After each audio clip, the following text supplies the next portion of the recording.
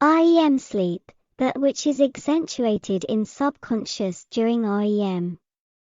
It's a facet of neural activity that brings out the bumps in the night for sure. It tends to be such a random and hardly face value series of perceptions, even when lucidity permitted.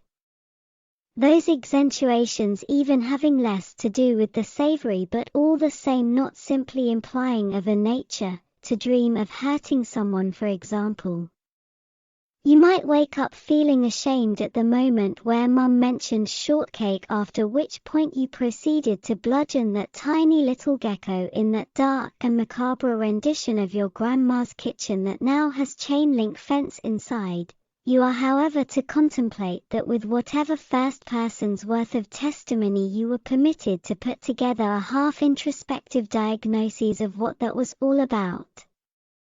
Containing more angst, insecurity, than what the virtuality of the whole experience is merely suggesting.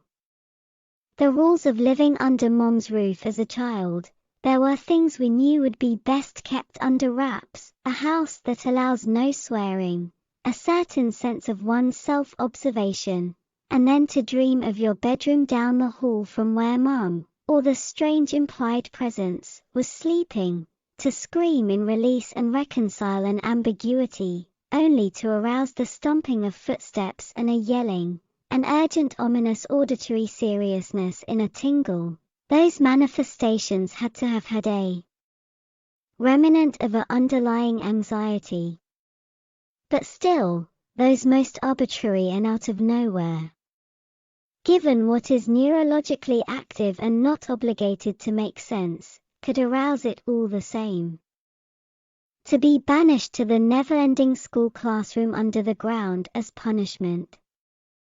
Or in the clouds encroaching as you hide in the nearest basement in that barren town, before it reaches you, implying an incoming seriousness. Or in the rainy streets in the empty vehicle that moves yet you are the only one in it, it feels uncertain and insecure. You left, Mum isn't home anymore. Such childlike unease perhaps reminiscent of a vulnerability intrinsic to most children.